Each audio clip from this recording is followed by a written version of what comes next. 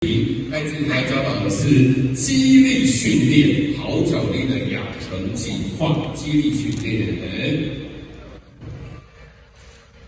由戴资颖来教戴资颖，有没有？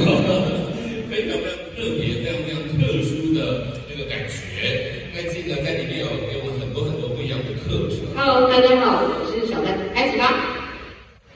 首先，我们从大家很熟悉的深蹲开始。为了增加练习强度，我们用3公斤的哑铃进行负重。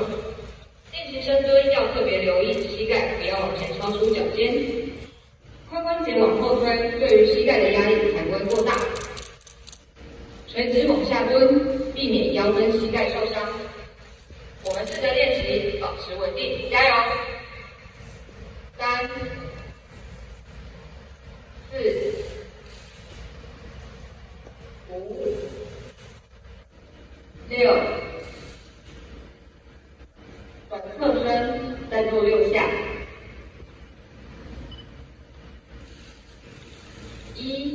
在大家家里不属于健身，不属于运动，对不对？但是现在有了Johnson 的 Miro， 在家里面居家运动，而且呢有这么多不一样的课程。那这个相信小戴呢，自己家里面也有一台啦。那对你的生活有哪些影响或改变吗？因为我平时的练习都是在运动，那假日的话，我基本上就是休息。那现在多了这个 Miro， 我就可以在家里做运动，然后让我自己就是可以更保持运动的水平这样子。是哇，这个成为顶尖的运动员或者是想要达到这个健身成就的朋友们就是各式各样运动都一样真的只有不二法门，练再苦练，有没有？戴资颖就是真的一直苦练上来的，他这个世界球后不是这个凭空得到的，对不对？不断的苦练，那有了Johnson的 Miro呢，他就可以在家里面，他不会浪费任何训练的时间。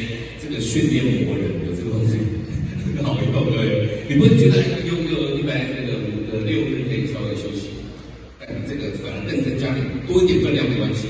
其实就是自己本身也是比较好动，对啊，然后就是本来在家里可能就是外出比较不方便的话，或者是时间上面的问题，我就可以直接在家里运动，然后就可以享受那个流汗的感觉漂亮，很好。是。